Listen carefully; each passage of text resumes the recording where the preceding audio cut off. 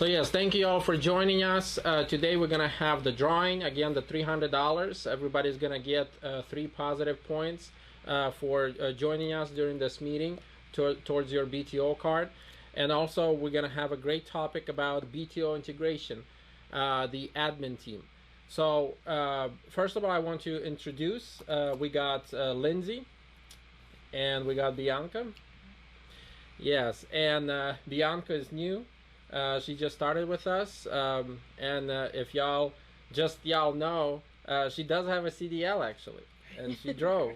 So yes, and then Lindsay has been with us already for some time, so welcome. Thank you for joining us. Okay, so as we start the topic, y'all understand that PDP is a trucking service company for self-dispatched owner-operators. We do not have drivers. And it's all based on the common law factor and the 20 factors questions. If any of y'all have any questions about that, just let us know, ask us, and we'll be happy to answer. But all that we talk about today and just in general and everything that we do, our whole company is set up based on this. So yeah, so today's topic is BTO integration department or the administration department. Any questions regarding that? And before we get into the questions and answers, I want to mention about a couple topics about this. And yes, any one of you want to start? Go ahead. I already typed it up. Oh, okay. The first thing we want to mention is that we do have quarterly inspections coming up, so that's very important. And those who have a Texas plate, when you drive in Texas, you do need a Texas state inspection. That is mandatory for us to get your plates, and it's $22.90. Those are very important things that we have to have. We just changed it to where the quarterly inspections and the Texas state inspections, PDP will pay for them. If there is any repairs or anything that needs to be done, that will be at your expense. But we did change it to where we will cover them. Yep. So I just want to make sure, again, we only pay for the actual inspection, yeah. But as far as anything to pass that inspection, the BTO is still responsible to pay for that. But we are paying for the state and the quarterly, which is the annual inspection. So thank you. Next. We have been getting a lot of phone calls, a lot of discrepancies with Big Road. There has been glitches. The updates are still in progress. They're still working. So just bear with Big Road and bear with us while we work on that. Keep in mind that September 29th is when the new hours of service have went into effect. So please familiarize yourself with those rules. Also very important to keep in mind that you cannot run with paper logs, okay? We cannot pay you, nor can you book loads if you're running with paper logs. If your ELD is not working properly, you have to contact Lindsay, myself, immediately. Unless when you're having trouble with your ELD device, make sure you call us like Bianca said, of course, and then make sure we're going to do anything possible that we can to troubleshoot it. Peter is going to help us do that to make sure that it is properly working and that it wasn't just plugged in wrong, or you pulled it out of the shop and they forgot to plug it in. But we're going to do everything possible to make sure that it is working. If there is something wrong with it, we will have to send you, after Peter's troubleshooted it and everything like that, we will send you a new one. But even while the time that we're sending you a new one, you will not be able to book a load drive until you do have that new ELD device. Yes. This is a very, very big deal because, yes, it's very, very important to understand that the logs have to be working, and we since the audit, we do not allow to operate, basically continue to operate without a working ELD. Or just not carrying. Yeah, so... Hey, Peter, I got a question about that. Okay. Yes. Hey, quick question. I had that situation happen to me before, and I had to get some type of code from the actual company that the ELD came from. And with that code, if I would have got pulled over with the paper log, as long as I had that code with me, the paper log was going to actually run until I got my new device. Exactly. That's all I can't hear. Okay.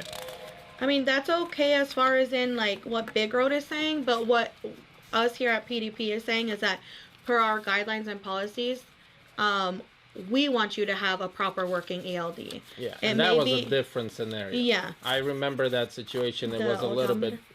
Yes, that was a very, very different scenario. Yeah. What we're referring to, and thank you for that question, but this is I'm not talking about that. What I was referring to, basically, for example, you are on the load, and then just say, "Oh, my logs don't work. I'm just gonna switch to paper logs," and then I mean, you do contact or don't contact either way, but you just continually driving for months on end on paper logs and not have the Big Road, or properly the ELD figured out. Yeah. That stuff, that type of stuff, we will not allow it, and that's what I was referring to. Where basically, long story short, you have to have ELD working. The paper log thing is meant to be used on very temporarily basis in case of emergency, basically. Again, if you try to exhaust all the efforts and then you're told, okay, yes, this is it is what it is, and that's what it was with Eric, and that's totally fine. But the idea that I'm talking about is if the problem is not even shoot it, or if the problem was not even fixed or tried to be fixed, so basically we will need to make sure that everybody understands we're here to help you to make sure that it's working, okay? But we need that chance to make sure that it's working. Big Road needs to be able to fix that, and the way we have it set up with the company office right now is that if the logs are not up to date, or if there is a problem or something like that, nobody in the office has override except me. I put it like that specifically so that there is no attempts or anything like that even, but just so you know. And I'm telling this to you, everybody, because I want to make sure that everybody hears and understand I'm on your side to make sure that you are able to pass the DOT inspection. However, before the audit, it was there was a lot of slacking off, I would say, from both sides. Some, I'm not gonna say it was all BTOs. A lot of the blame, is going to be on the office too. But my point is, we put in policies and procedures in place. We figured out that a lot of those times was simply internet wasn't working, data was lost, or there wasn't enough. Yeah, it wasn't plugged in properly, or something like that. And it was all could have been avoided if it was just given a chance. So I also just want to add that with the whole new update with here in the PDP office, a lot of you guys are saying, you're blocking me from getting paid, or you're blocking me from getting dispatched on a load. That's not what we're trying to do. We're just trying to make sure that you guys aren't in violation, and then, that comes back on us as well. So we're trying to make sure that both people are not getting violations for things that can be avoided. Yes. That make sense? And also, yes, that is perfectly said, because again, with everything that we have that's set up, we are a trucking service company for you, the self-dispatched owner-operator, and you are relying on us to make sure that you are able to pass DOT inspections, to make sure that you're making the money and not wasting it on left and right with all of these violations and stuff like that. And it's a huge potential risk for your record, for losing money, for everybody losing money.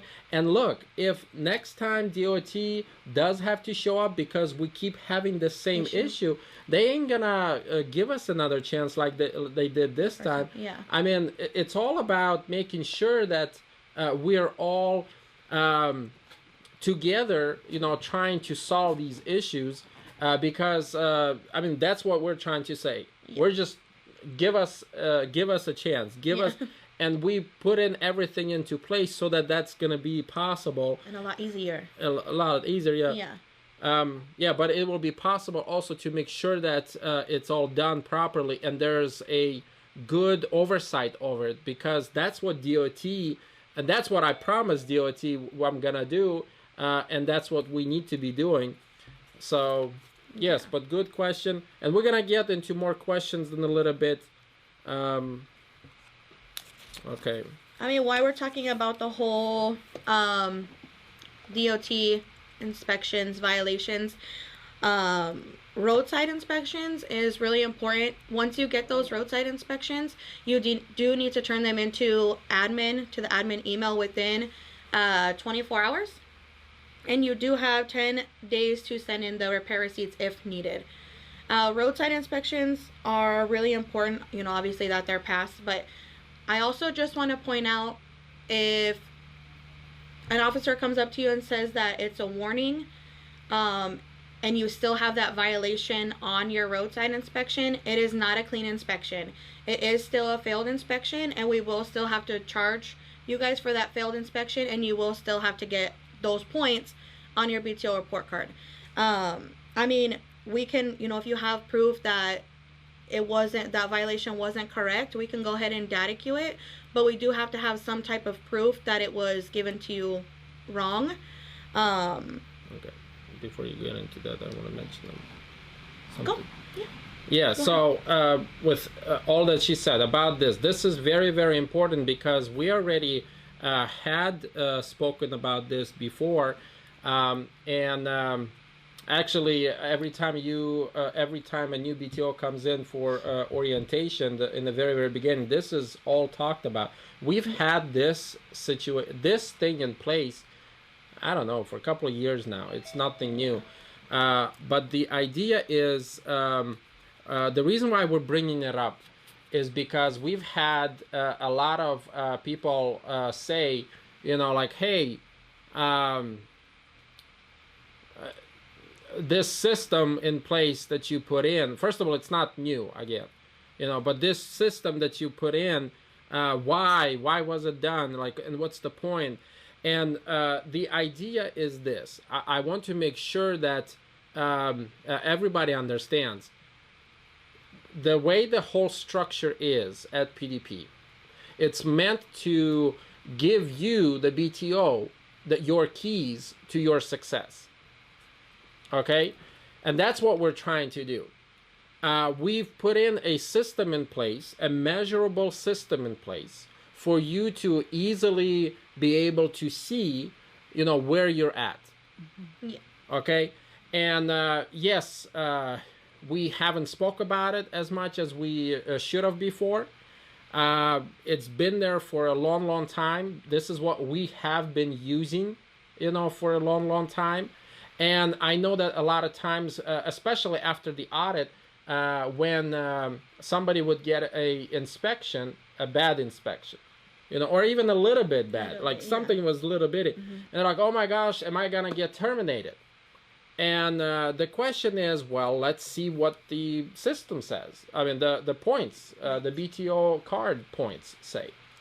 And that's the whole point. We specifically did that card thing, those points, so that it's easier to understand. And the idea is this: 50 points, negative 50 points within 1 year. If you have 1 year, 365 days from today, and it's always moving forward in the future. Yeah. So it always counts from today, and from today, 365 days. If you have negative 50 points, then your contract gets terminated. And how do you get those negative points? Well, failed inspections is one. Okay, and it's all in the guidelines. What other things we give the points and stuff for and stuff like that. But there's also ways you can do some positive points. Can I just touch in on the negative points? Yes. For the negative points, if you do get an out of service, whatever that violation is itself, you're getting those points. And if it's an out of service, you're getting an extra 10 points on top of that. So if like your violation, that one violation is like 6 points, and then you have an out of service, 10 points is on top of that. So you're getting a total of 16 points onto your BTO report card.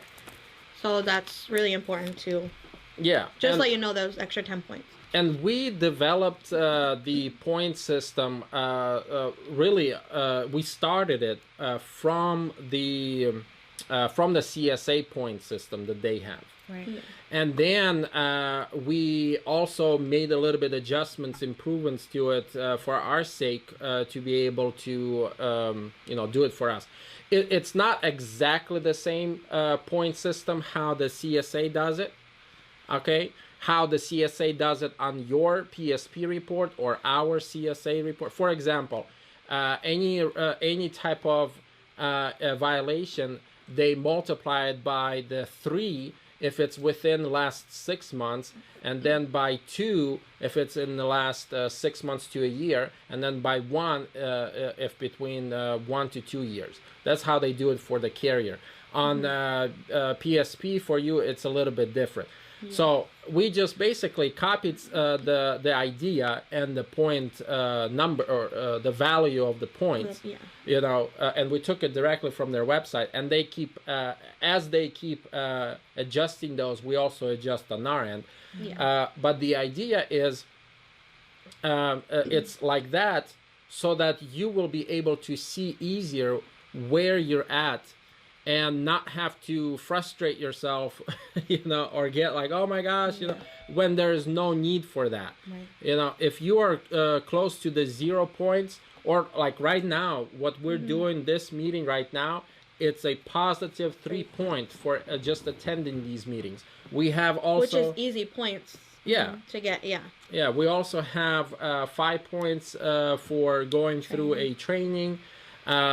Yes, and we'll probably think of maybe other ideas on how to add and all of that stuff in the future. But it is something that is getting integrated into PDP website, so you guys can see it live also. And then but basically the idea behind this is for you to see what's in there and to be able to kind of gauge for yourself where you're at.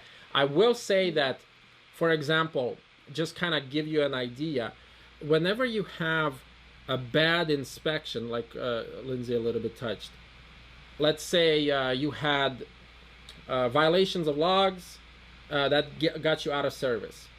So the logs plus out of service, that's over 10 points right there. Plus brakes, for example, out of service brakes. And then tires, you had a bad tire or a couple bad tires. And that could easily one inspection can add up to 30 or 30 or 40 something points. Plus the points if you already have them on your report card. Yes.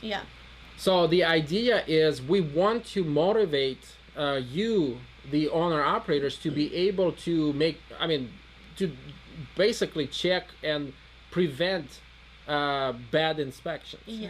Okay, because we understand that as a service company to y'all, we can only do so much. Right. But it's up to you guys to do it or not. And we're talking about it, we're telling you about it, so that you're able to understand it. Not have to pay those fines, not have to get yourself into trouble. And as long as if you do, look, a lot of you guys are already doing this, and this is just, I don't know how they say, fork in the water, like drawing with a fork in the water. Because you already know all of this, which is great. Props to you. But there's a lot of people out there that don't even know what their PSP, what a PSP even is, or what their score even is. But getting the PSP and MVR confused. Yes. But here within admin, you can always call us and say, hey, how many points do I have on my BTO report card? Where do I stand? We have easy access to that information, so whenever you're curious or want to know, just always give us a call, myself or Bianca, and one of us can tell you. Yes, and just to make sure, thank you for bringing that up. PSP record or CSA record. I mean, it's all kind of together because CSA is the record from, the FMCSA, and then the PSP is specifically the report from for the driver whenever you take pre-employment and stuff like that. But long story short, those points on CSA is federally controlled. It got into effect in CSA 2010 when all that ruling came out. It is not the same as your MVR. Okay, MVR is a state regulated report, and it's based on your CDL. Right. And they don't put all the road service stuff. You'll see stuff like what do you see on MVR? Speeding, accidents, and tickets. License, yeah, tickets, speeding, accidents. But speeding is not always on there though. I mean, like speeding will be on the not on the MVR, but it will be on the PSP. It depends who does it. So it just all depends. Every state is different. Yeah. But my point is, MVR is something that all of you guys are used to and probably heard of for even before I was born. Okay? Right. Yeah. But the PSP is something new since 2010, which is, to be honest, that ain't new anymore. 10 years now. So get with the program. Yes. Okay. And then the data queue, and then this last point. Like I was saying earlier, it's very important that we have your Texas state inspection and your 2290 in. We have to have those by October 31st so we can renew your plates. Yep. I know that we weren't really enforcing it before, so maybe some of you are slightly confused about having that Texas state inspection in. But if you have Texas plates, you have to have a Texas state inspection annually. It is not to be confused with the annual DOT inspection. Yes. And also we need the 2290. We do need, we do need the 2290. Of course we need it if you don't have our plate, of course, but we especially need it if you do have our plate, because if we renew and we don't have that information, we're not going to be able to renew your plate. So make sure you do get it in. It is very, very important. Yes, by October 31st. Yes. Okay. Well, a little bit before then, because we have to renew that day. Yes. And we want to say thank you to everybody who turned in their old EODs. We really appreciate you guys doing that for us. Yep. And now it's time for questions and answers. So yes. 2290. Say again. This is Steve Miller. Hi, Steve. Hello. I paid my 2290 fee, and I have a receipt for it, and I paid it early. I still have not received from the IRS that receipt from them. Okay. And I paid it, in July. Who did you use to pay for it? We did ourselves. We did our own filing and everything. I've done that the last 3 years. That one takes a while to. I mean, if he does it third party, it'll be quicker. Yeah. But if he does it by himself, it's gonna take. I would recommend you reaching out to IRS though, because that needs to be handled by the end of the month. Otherwise, we might have a problem. He has his own plate. Oh yeah. Well, if you have your own plate. I tag with you guys. Yeah. I just wanted to make make it known that we're having a problem with our. We'll reach out for the IRS again and see what's going on. The only thing I can carry in the truck is a receipt, a canceled check proving that. Yeah, that's fine, I guess, for now that you have that. When you filed that 22, hey, Peter. Yes. When you done that 2290, did you, that driver that done that 2290, did you go down to the office and do it, or did you put it in the mailbox and send it off? We do it online through the IRS. All right, if you did it online through the IRS, you can go back online. The IRS has there's a section where what they do is once you do it, they'll send you a receipt, and you can go in and it's called a printable 2290 form. And what it does is after you do it, you can go in and actually print your form off. Right. Where it's been filed. But this year they haven't sent it to us. We're just figuring it was a delay because of the virus. Yeah, it's Yeah, possible. I guarantee it is. What I would do is, if I would find one of your local IRS offices around your house that's open, and you can go down there and actually see somebody, and they may be able to print it off for you there at the office. I know that every state is different when it comes to registration or apportion plates. I know in Texas they're gonna give us a lot of problems if it's not. So if I don't know which state you're doing it through, Steve, but whichever state, you should probably talk to them and see what they, as far as your renewal, because that's when it's really needed. I mean, it's good to have it in your truck, but that's when you really need it when it comes to the plates, because each state wants that connected. Sure. Yeah. Yep. We'll definitely have to do that when I come for renewal of the IRP, which ours is up in April, so I got a little time. Yeah, you got time. Okay. Alrighty, thank you. Yeah, so I'm gonna. Yes.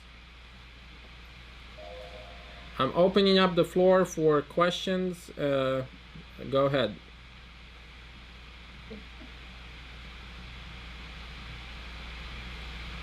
Does anybody have any questions? Well, I know you was talking about the Texas inspection and all that stuff. Right. What about us guys like me that this is Dale, the guy we tag out of state and stuff like that. Right. Yeah, you're not in Texas. You're not in Texas. Yeah.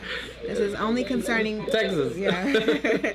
It's only concerning Texas. Well, I know you was talking about us having to have the Texas state inspection and quarterly and all that. And some of us that doesn't pertain to because we tag in different states. Correct. Yeah. And that's why we said the quarterly thing is one thing, and we're paying for all of the inspections, which we call them, they're annual inspections basically. We're just doing them quarterly. But if you have a Texas plated, and it doesn't matter if it's truck or trailer, either one of those, you have to get a Texas state inspection on that vehicle or that equipment that has the Texas plate. But we're not just talking about truck inspections either. We're also talking about, or not truck plates, but trailer. If you have a Texas plate on a trailer, you also need a Texas state inspection, because when you come into the state of Texas, if you have a Texas plate and you get pulled over or inspected, they're going to require that Texas state inspection. They're not going to look at the annual DOT inspection. They're going to look for that Texas inspection. If you don't have it, that is a violation. Yes.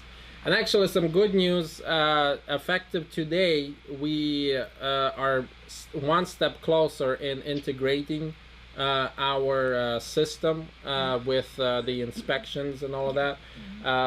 We basically had it upgraded, and now it's just a matter of inputting.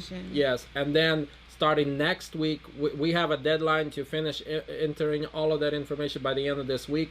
And then starting next week, most likely on Monday or something like that, it's going to be integrated to do the same thing how the big road is. If you do not have that inspection for the truck, trailer, whichever, you will not be able to book any loads or get paid. Again, that's coming up next week. We're very close. We're already updating it. We're almost done, So just give us a little bit of time to input all that information and transfer all the way over to digital. Yep. Yes. Any other questions? Hey, Peter, this is Randy. On that inspection that we do all the time, the new inspection, whenever I go into mine, I don't have any location up there. When I first started using it, my location would come up, but my location does not come up anymore to do my inspection on the new inspection form. I have to type it in there. It's most likely with the setting. Are you using iPhone or Android? Android. Okay. There is a setting in the phone that it's like a privacy setting that allows the location for the app. So you might have turned that off at some point or something like that. But I know iPhone has it, and I know that Android has it. But it's not going to fill it in for you like that if that's turned off. Or disable. And there's a couple different options. Mine is turned on. Okay.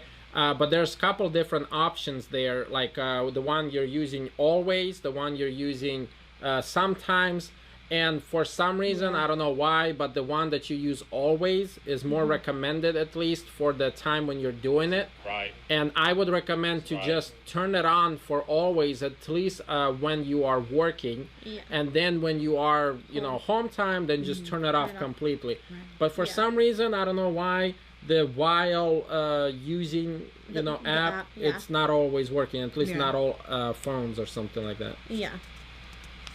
Okay. Yes.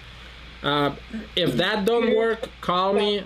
Yes, just Randy. If that don't work, call me or the office, and we'll try to help you out to make sure, you know, we troubleshoot it with you. Okay. Okay. All right. Thank you. Thank you. Who else was? I never. Oh, I'm sorry, Peter. Sally. I never received an invite on that. The Inspect app. It should have been when we first went onto the new system, but if not, we can just go in. We'll have to just send it to you manually, but we can do that. Yes. So reach out to us. Email. Yes, reach out to us, and we'll be able to troubleshoot it with you. Make sure it's there, because again, as we move this towards the completion, the integration, more and more, it's gonna be like it has to be used. It has to be done. I mean, right now it's not the case because it's not fully integrated.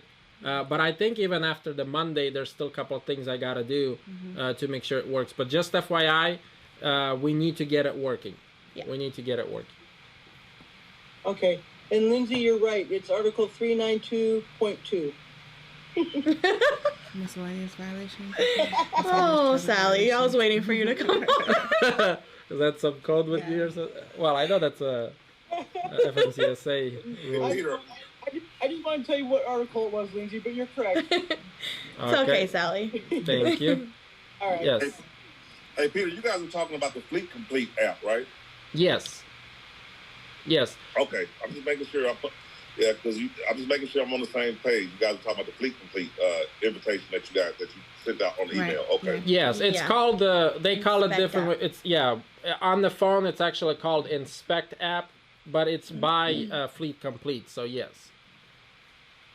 Okay. Okay, thank you. Yeah. Peter, I got a question.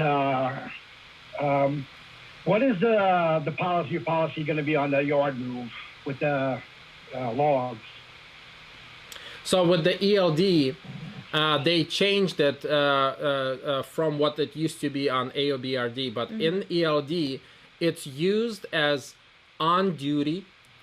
It helps you to be able to use that when you are working and you have to move the truck on the yard or something like that, and it doesn't flip you to the driving, so that it doesn't count against your driving, because as you know, you only have 11 hours to drive in a day.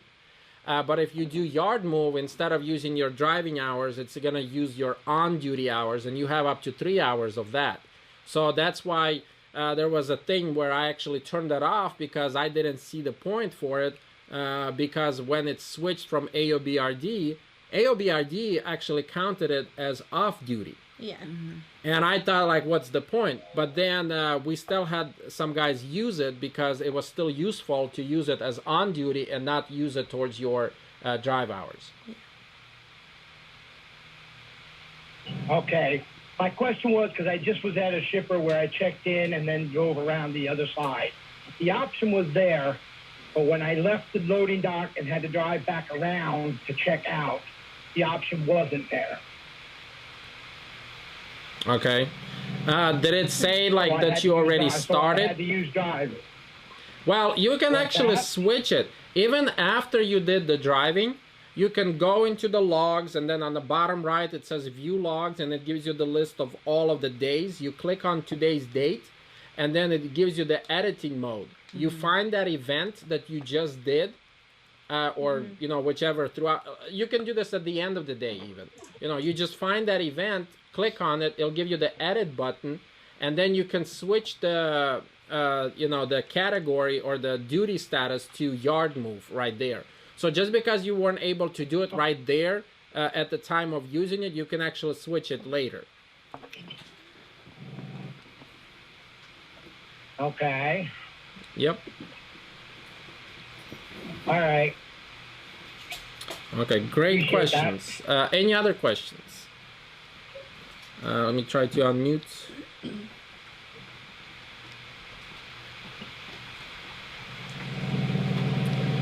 Anybody else? Hey, Peter, this is Randy. I come into the meeting late. How about the red lines on our, like, you sit there and fuel for 15 minutes and you go off duty for 15 more minutes, then you start driving everything, then it flags. Like Yes. you've been doing. Yes. And you want to answer that? Sure. I did call Big Road on Friday, and they did say that there was a new glitch, or a glitch in the new update that was put out. They are fixing it. They just don't know when it will be fixed. But that is happening, so I would just suggest just keep doing your 30-minute break like you guys were doing before. Don't try and split it because it's not going to work right now. Right. They will let us know when it is fixed, and I'm sure Yes. you guys will know as well. Yes, we'll let you know. Yeah. But for now, make sure you have 30 minutes off duty.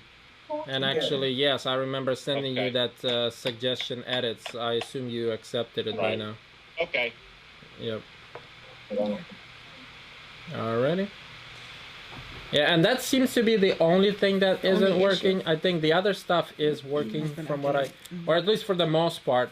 If it doesn't, then I would recommend to uninstall the app, like delete it again, and then reinstall it again. The 30-minute thing is the only thing that doesn't work properly. Right now. Yeah. Alrighty. So we're out of time. Yep. Yes, did anybody else? Yeah, Peter. Go ahead. I know Bianca was talking about, and Lindsay was talking about we got to have the device, you know, in the truck working all stuff.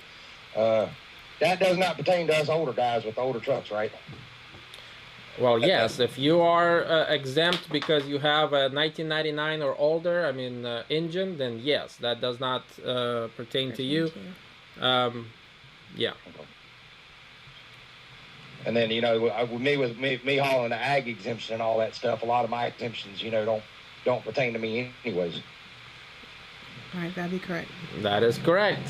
I mean, it all depends on what you haul. I mean, right now you still have that exemption, the COVID exemption for all the reefers, you know, that haul specific produce and stuff like that, till December 31st. So, yeah, everybody has their own pros and cons. Not only that, if we got any flatbed drivers, or step deck drivers, or any drivers that are hauling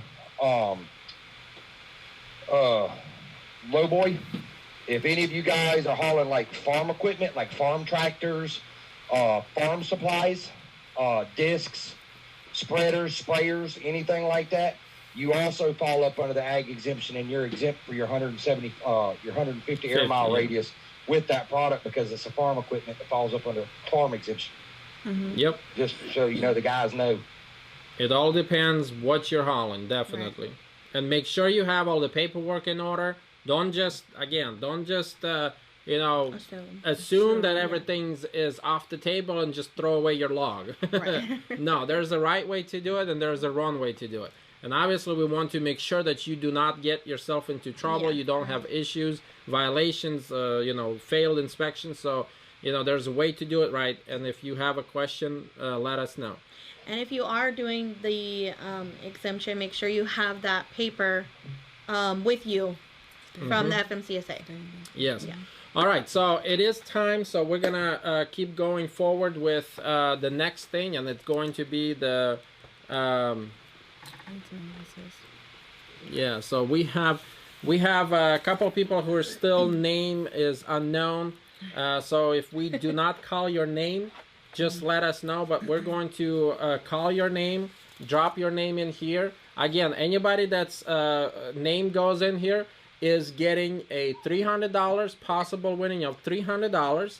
And also, everybody is getting the 3 points. So technically, everybody's a winner. You know, yeah, so... Can my name be in it? Who's that, Myra? No, spam. Ah, that's what's spamming. Okay, that's Myra. So now I'm gonna go Clever. and I'm gonna call out all the names that I have written down here in the meeting, and then at the end of that, if you don't hear your name, please let me know that you're here, because like Peter said, there are a few names that are anonymous. Okay. Alrighty.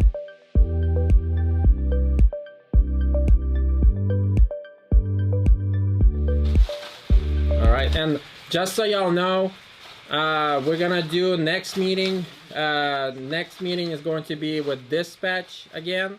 I feel like there's some more questions there that could be answered. Yeah. And after that, we're probably gonna have like an open discussion. And after that, we're gonna switch to monthly. So there's probably gonna be two more. Oops, this one came out. Two more options. Two more meetings after this weekly, and then it's gonna be monthly. Yeah.